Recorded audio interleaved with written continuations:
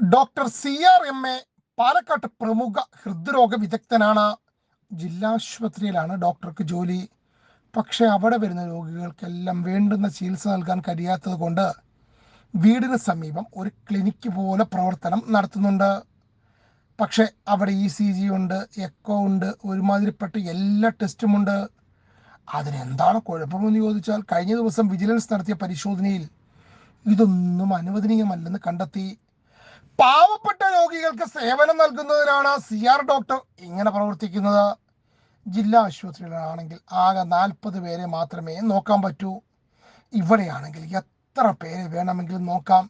Minimum 60 പേരെങ്കിലും ഉണ്ടാകും. ഇവിടെയാണെങ്കിൽ 600 രൂപ വരെ ഫീസ് ആയി വാങ്ങാൻ പറ്റും.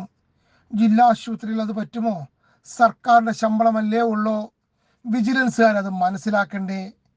പിന്നെ ആകെ ഡോക്ടർ ചെയ്ത തെറ്റ് എന്താന്ന് വെച്ചാൽ, ജില്ലാ ആശുപത്രി വികസന സമിതി നിയമിച്ച 2 ജീവനക്കാർ ഡോക്ടർ ക്ലിനിക്കിലും ജോലി ചെയ്യുന്നുണ്ട്.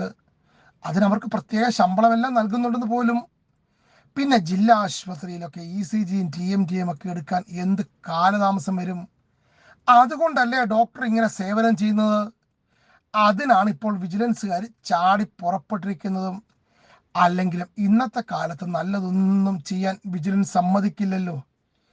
ഇനി എരുത്തിയാമ്പതിയിലെ തെങ്ങും തോപ്പും മുതലമടയിലെ മാന്തോപ്പും എന്താകുമോ എന്തോ.